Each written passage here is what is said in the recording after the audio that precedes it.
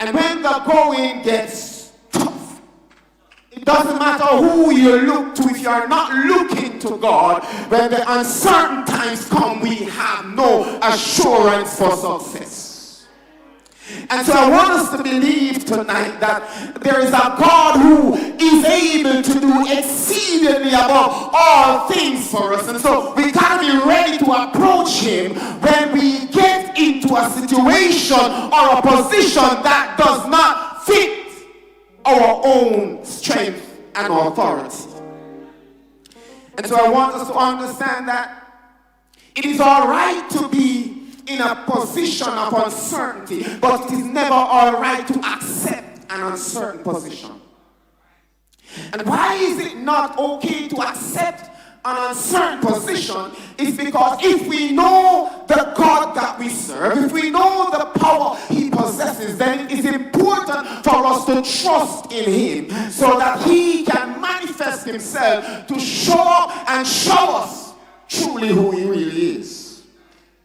And so tonight I want us to be encouraged that the Lord has a purpose for us.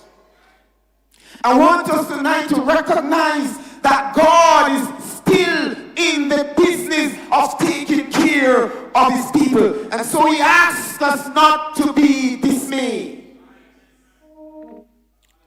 It appears as if there is no way out, but as long as God is alive and he's always alive, it therefore means that there is a possible way out.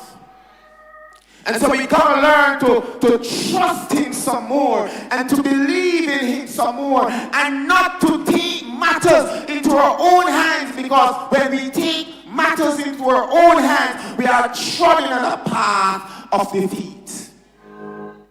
I wish somebody would understand tonight that as a child of God, it is important for us to stand firm in that liberty. It is important for us to hold on to that unchanging hand. And no matter what's happening, trust in God. I want to tell the church something. There was a time, according to Exodus chapter 4, there was a time when the people of God were in bondage in Egypt. And my God, the Bible says that they were there for a long period of time, and it looks as if they were not getting any deliverance. So at times they weren't even sure about the God that they prayed to. Their concern was about making life as comfortable as it possibly could be in Egypt, because it looks as if this God would never come. And this deliverance that we are looking for would never come. But the Bible says that Moses was called and was sent back to Egypt. And his mandate was to let the people be freed through the power of God. Come on, church of God, I want us to understand something, that in uncertain times, God is still God, and he's the hope that we need. You don't understand, when Moses went before God and was commissioned to go, he made excuses.